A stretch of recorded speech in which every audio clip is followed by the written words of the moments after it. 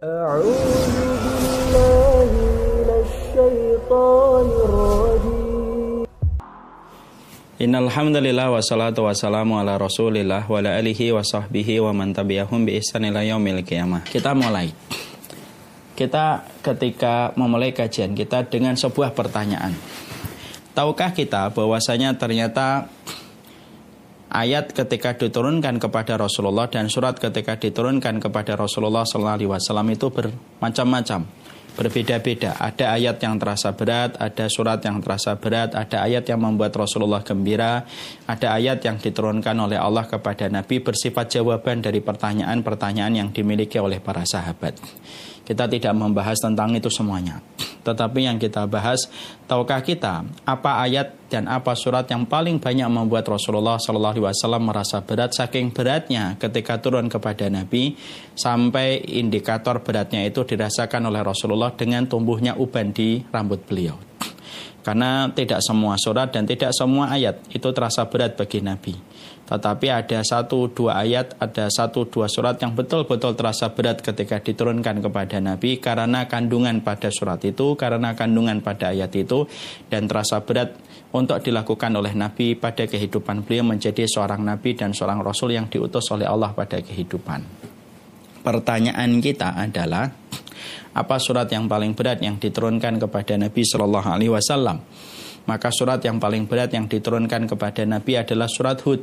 Karena surat Hud merupakan surat yang paling berat ketika turun kepada Nabi, karena kandungan-kandungan ayatnya yang berisi dengan berbagai macam hal yang konsekuensinya itu sangat berat dirasakan oleh Rasulullah SAW.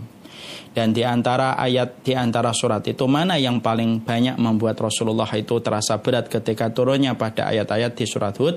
Ternyata ayat yang paling berat yang dirasakan oleh Rasulullah yaitu adalah surat Hud 112. Mari kita baca surat ini, mari kita bedah sebentar. Kenapa surat ini begitu berat, kenapa ayat ini begitu berat dirasakan oleh Nabi sampai tumbuhnya uban di rambut beliau.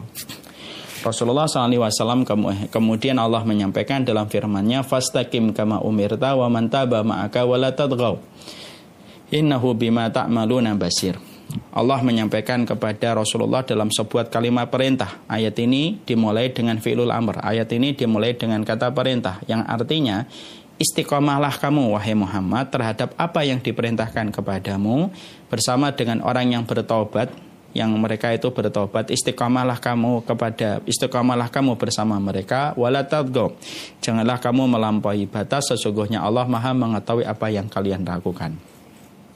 Ayat ini memberikan kepada kita bahwasanya ayat ini begitu berat ketika turun kepada Nabi. Ayat ini begitu sulit ketika turun kepada Rasulullah karena Rasulullah tahu perintah istiqomah yang sejatinya mungkin dirasakan gampang bagi orang yang tidak paham konsekuensinya, tapi bagi orang yang paham konsekuensinya, yang paham konsekuensinya itu adalah Rasulullah, maka sesungguhnya perintah istiqomah itu merupakan perintah yang berat.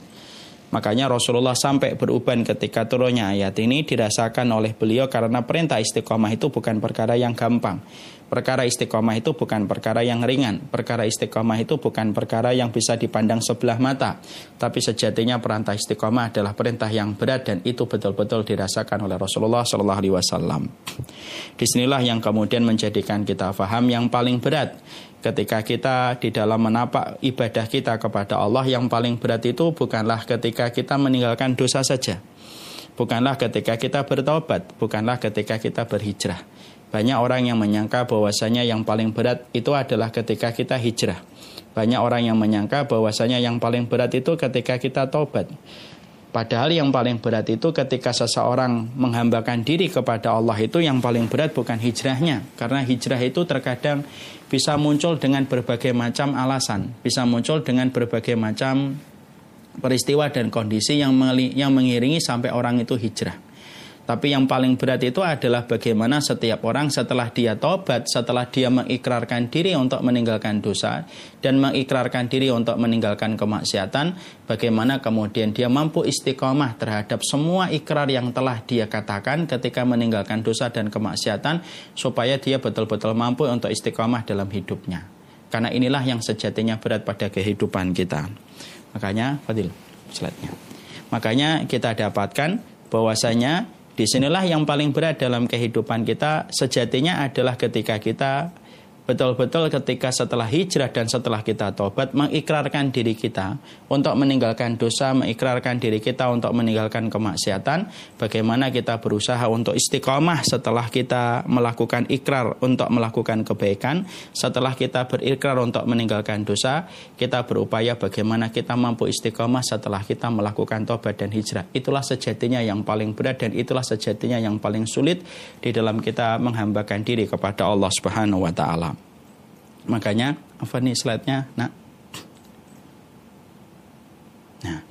makanya disinilah kemudian para ulama lalu kemudian menyampaikan kepada kita bahwasanya yang berat itu bukanlah ketika kita bertaubat, bukan ketika hijrah, tapi sejatinya adalah bagaimana ketika kita sudah bertaubat mengikrarkan untuk meninggalkan dosa, maka kita berusaha untuk menjaga komitmen itu sampai kita menutup mata, sampai kita menghadap kepada Allah dalam kondisi kita menjaga komitmen kita untuk melakukan ketaatan. Itulah yang paling berat, itulah yang paling sulit. Perhatikan ya, saya ini kadang-kadang sering sekali menjumpai banyak alasan orang itu hijrah. Kadang-kadang ada alasannya yang super berat, ada alasannya yang kadang-kadang ringan. Ada yang hijrah karena temannya hijrah lalu akhirnya dia ingin menikmati apa yang dirasakan temannya. Itu alasan yang ringan. Ada alasan yang berat karena dia mungkin mendapatkan berbagai macam kerugian dalam dosa. Akhirnya dia hijrah ketika dia mendapatkan ketenangan pada hidupnya. Ada yang hijrah karena meninggalnya ibu. Ada yang hijrah karena meninggalnya bapak. Ada yang hijrah karena anaknya meninggal dunia. Terkadang alasannya bisa berat, alasannya kadang-kadang bisa ringan. Tapi alasan itu akhirnya menjadi sinyal kebaikan yang direspon oleh hati mereka supaya mereka mengikuti jalan hidayah. Tapi sejatinya ujiannya bukan terletak ketika kita mengambil komitmen untuk hijrah. Tapi sejatinya ujian itu terletak ketika kita sudah mengikrarkan bagaimana komitmen hidup kita meninggalkan dosa dan kemaksiatan. Barulah satu persatu rintangan dan hambatan itu akan ditampilkan dan akan dihadapi bagi mereka yang hijrah. Justru bukan ketika dia hijrah, justru bukan ketika dia itu taubat, tapi justru rintangan dan justru hambatan itu dimulai ketika dia sudah mendeklarasikan hidupnya. Ketika dia mendeklarasikan hidupnya dengan kata hijrah dan taubat, pada saat itulah satu persatu ujian akan Allah turunkan untuk menguji apakah hijrahnya itu loyang ataukah hijrahnya sepenuh hati, apakah hijrahnya setengah hati ataukah hijrahnya itu sepenuh jiwa, apakah hijrahnya itu 12 karat ataukah 24 karat. Maka sejatinya itulah perjalanan iman baru dimulai ketika orang baru mendeklarasikan hidupnya dalam hijrah.